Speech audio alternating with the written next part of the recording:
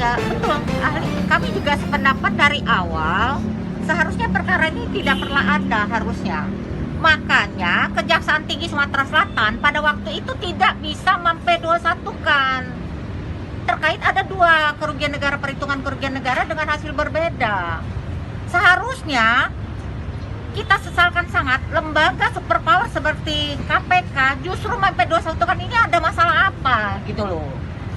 Karena sudah lihat ini, kan Pak Sudirman sendiri sudah bilang bahwa seluruh Indonesia sudah hampir seluruh provinsi mereka udah pernah jadi ahli dan selalu berhadapan dengan KPK. Baru kejadian di sini ada 2 kali pemeriksaan audit dan pemeriksaan audit itu udah hasilnya berbeda gitu.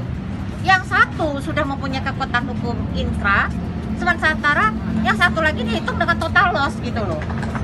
Jadi kalau ahli tadi mengatakan orang awam pun akan bisa mikir anggaran cuma 6 miliar, satu total loss 5,7, yang satu sudah putus 3M, berarti lebih dari anggaran gitu loh. Seharusnya ya, saya tadi menyimak pernyataan majelis hakim kepada ahli, terkesan diarahkan metode berbeda perhitungan, tapi di dalam peraturan di sini yang dicari adalah pertanggungjawaban kerugian negara. Nah kalau sudah yang dulu sudah ada mempertanggungjawabkan, kenapa dicari-cari lagi gitu loh? Jadi Bapak melihat kasus ini diangkat kembali itu gimana? Saya tanda kutip. Kenapa? BPK sudah melakukan audit kok diaudit lagi? Sama-sama instansi.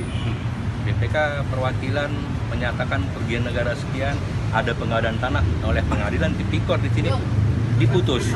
Kerugian negara sudah dikembalikan, pengadaan tanah diakuin. Tapi kok tiba-tiba BPK pusat mengatakan tidak ada pengadaan tanah? Seharusnya menurut kita gimana Pak? Nggak ada kerugian negara perkara ini. Jadi perkara ini Harusnya tutup.